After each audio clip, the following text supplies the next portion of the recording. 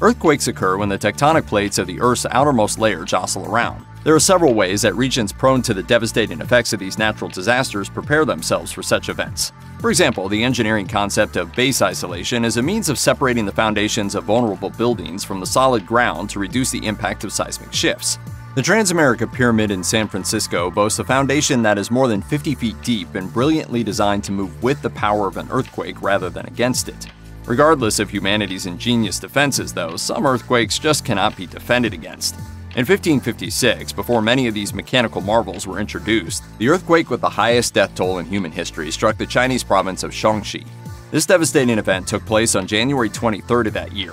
Although the region had reportedly suffered multiple powerful earthquakes before, this rather unknown yet tragic quake was unlike any that came before it or since. Between the Shaanxi and the Shaanxi provinces, the quake killed a shocking number of people.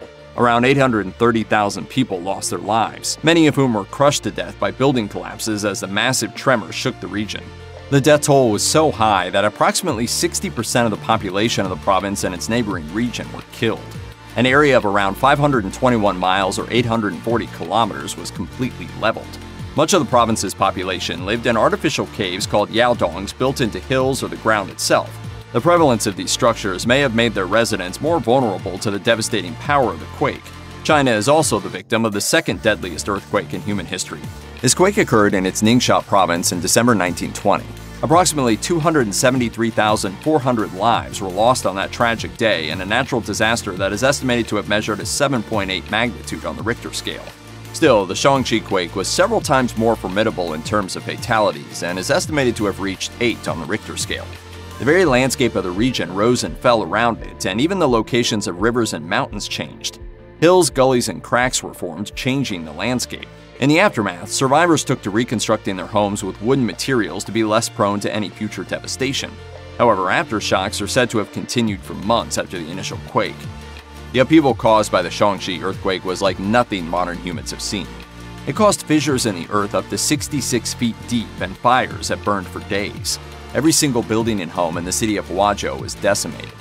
In fact, the quake was so violent that it caused death and destruction as far as 310 miles out from the epicenter.